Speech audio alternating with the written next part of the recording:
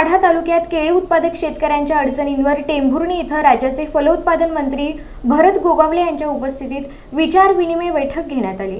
अमेरिकेच्या चुकीच्या धोरणामुळे आयात निर्यात व्यापार ठप्प झाला असून केळी उत्पादक शेतकरी पूर्णपणे अडचणीत आला आहे।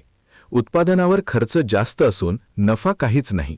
यासाठी मुख्यमंत्री उपमुख्यमंत्री यांच्यासोबत विशेष बैठक घेऊन ठोस निर्णय घेणं आवश्यक आहे। सरकार शेतकऱ्यांच्या पाठीशी खंबीरपणे उभे असून अधिवेशनाच्या 3 दिवसांत हा प्रश्न विधिमंडळात घेतला जाईल अशी माहिती फलोत्पादन व रोजगार हमी मंत्री भरत गोगावले यांनी दिली।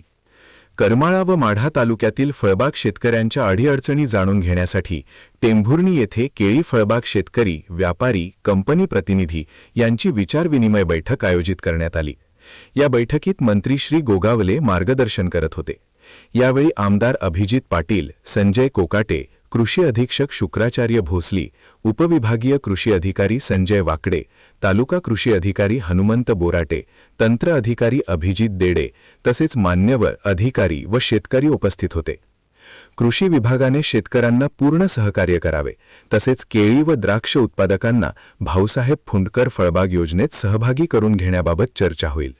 व्यापारी कंपनी व उजनी धरण पुनर्वसन संघर्ष समिती यांनी दिलेल्या निवेदनावरही विचार केला जाईल अशी माहिती फलोत्पादन मंत्री श्री गोगावले यांनी देऊन केळी व द्राक्ष उत्पादक शेतकऱ्यांना दिलासा दिला। माढा तालुक्याचे आमदार अभिजित पाटील यांनी शेतकऱ्यांची बाजू मांडताना सांगितले की युद्धजन्य परिस्थिती, अतिवृष्टी, दुष्काळ यामुळे शेतकरी नेहमीच अडचणीत येतो। नाशवंत फळ ठराविक कालमर्यादेत विकले गेले नाही तर मोठे नुकसान होते। तसेच पानंद रस्ते, केळी संशोधन केंद्र व प्रक्रिया उद्योग उभारणीची गरज आहे।